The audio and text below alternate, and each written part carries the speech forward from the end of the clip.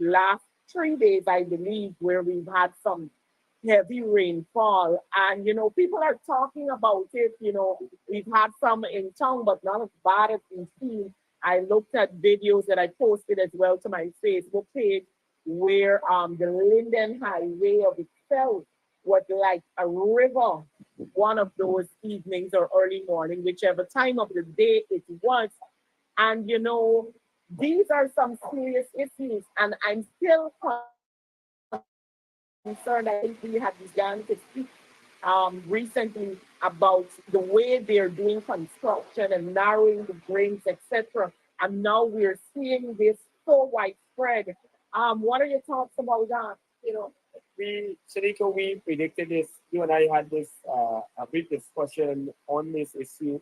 While the government is boasting about doing all sorts of drainage works and road works, we see their deficiencies.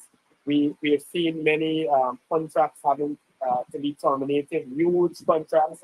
We've seen the way how they went about all these contractors and how the government would have allowed them to pursue these contracts and how they would have been allowed to execute these works in a manner as though there are no rules, there are no guidance, there is no supervision whatsoever taking place. We've seen we could go to south area in south, for example, which usually floods so easily. And you look at the roadworks, the stalling of the roadworks here, you look at the state we have the road and the drainage, you look at the blockages which would have been created.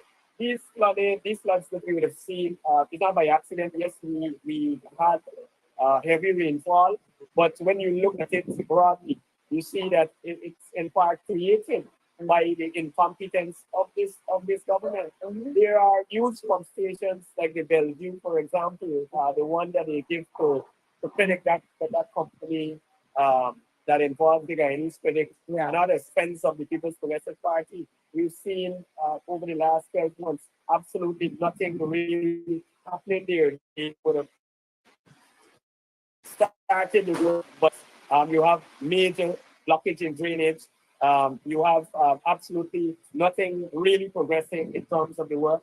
And so the people are not getting the kind of benefit that they should have been getting from the installation of new pumps, etc. When we were in government, we mobilized pumps all over the city. We were quick to have a national drainage plan. And I keep saying, the party keeps saying that this is the way to go. You must have a national drainage policy and a national plan which involves several agencies, multi-agencies, multi-task force that are ready and able and prepared and have the resources necessary to deal with these emergency studies. But these calls have gone on deaf ears.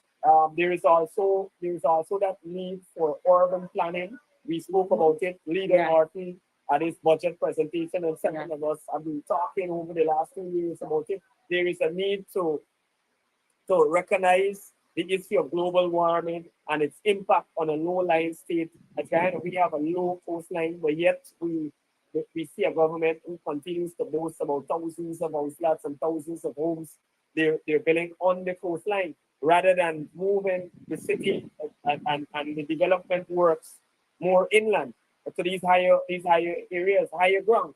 And so there is no planning in that regard. And so that is why we will be stuck as the new government, and I think we will be the new government come 2025 or whenever they call these elections. I believe that we will form the new government, and it will be a horrendous task to correct some of the ineptitude of the government and the incompetence and some of these things that they now would make us have to commit to. Because how do you remove an entire new housing scheme? How do you do that? We will have to look at innovative ways and new means and new technology to rectify some of these situations with regards to flooding and urban planning. I just noticed, I didn't even realize the background had changed. And I realized we're sitting right in front of our team, which says forming the next government, building a just, inclusive, and prosperous society for all. And I mean, that is what you were just explaining, because that is what Guyana needs at this time. I believe, as a young person looking on, seeing everything, Guyana cannot survive another 5 years of the PPP at the rate they're going. We cannot. I totally agree, and I believe a great majority of the population believe that if you travel in a taxi, any bus, I usually visit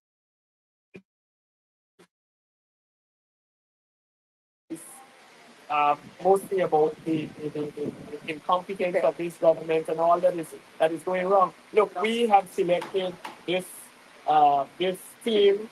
We think that we will form the next government based on everything that is happening, based on the work that we would have been putting in and intend to put in over the next year and the coming months and over the next year. The team, and I want to just explain it, forming the next government, building a just, prosperous, and inclusive society. We've seen over the last 4 years or thereabout a lack of inclusion. We've seen much discrimination. Yeah. Our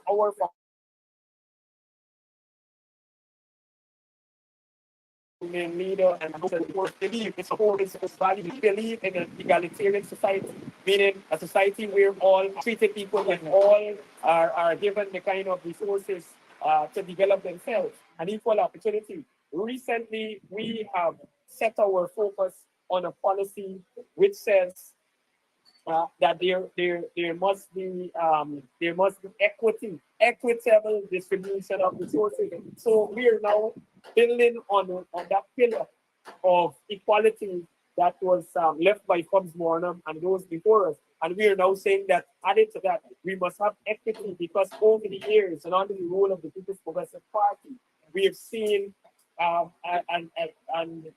we've not seen the kind of equitable distribution that should exist in a small society that just has about 750,000 people with multiple resources. We are now seeing oil, which provides the kind of resources like an entire budget itself. Yeah. Monies coming in from oil are equivalent to our entire 2015 budget. And so we have the resources to do it, and we believe that's why we set this team. And this is what we are setting out to do, to have a prosperous and just society, a society where there is equity and equality, and most importantly, inclusivity. Yeah. We believe that all of our people are important. We believe that the Aborigines are important, the Indo-Guyanese are important, the Afro-Guyanese are important, Yeah. Portuguese, everybody is important, and everybody can form or everybody can play a role in ensuring that we have a society that is conducive to all, to the development of all. All right. So as we begin to wrap this program up, I know that you have given a wrap on, we talked about the study, we talked about what you're looking to do, and of course, it ties in to the team. Just before we go, what would you want to tell the viewers in both instances, anything that we've missed in regards to the Congress and what we are currently seeing in the country as we wrap up? Thanks, Senator. I continue to be energized, and I think the nation continue to be energized by these congresses.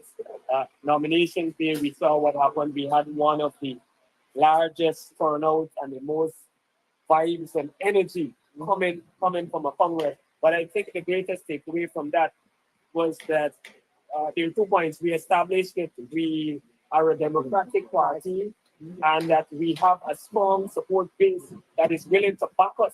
And I think that is the most important takeaway from this Congress. It continues to be the greatest takeaway from this Congress, that we are democratic, although there are forces out there that trying to say otherwise and to paint us in a different light. But I think the general public believes in our democracy, and we will maintain that internal democracy, because if we are to form the new government, then I believe that is an important pillar. That is an important pillar in us succeeding as a government. So we will maintain our democracy, and I think I think the next few days we will make important decisions that will serve to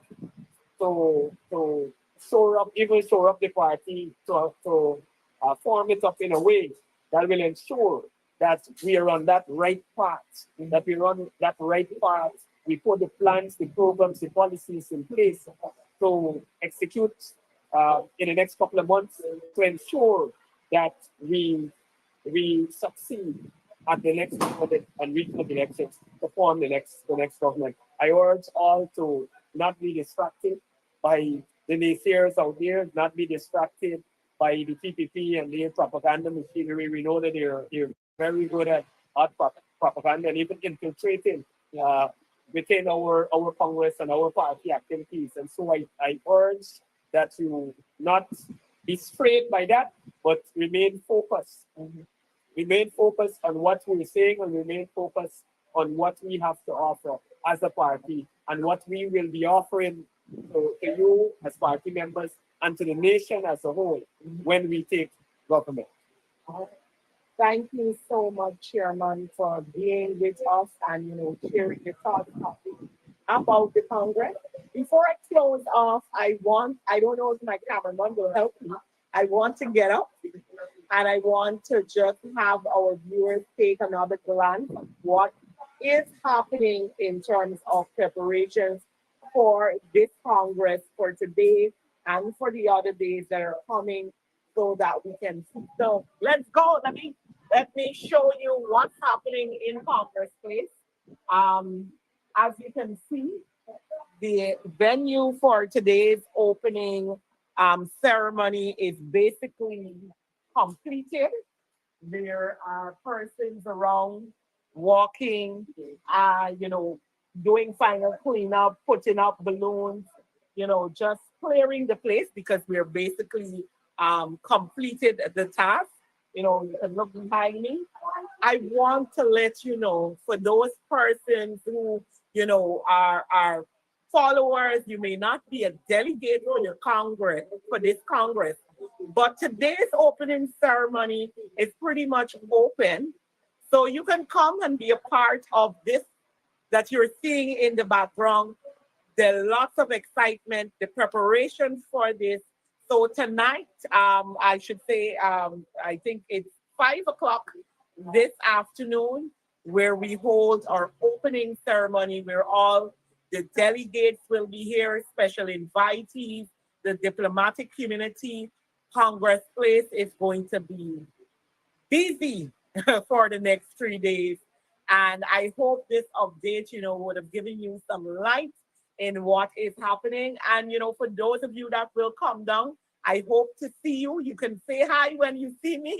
Let's, enjoy our opening ceremony. And of course, the delegates will be dealing with the Saturday and Sunday, getting down to the business of the party and ensuring that we solidify our party, the leadership of our party, as we do what the team says, as we prepare to form the next government by building a just, inclusive, and prosperous society for all.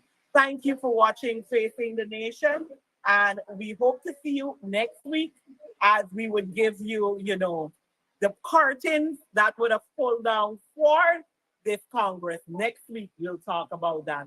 Have a great, great afternoon.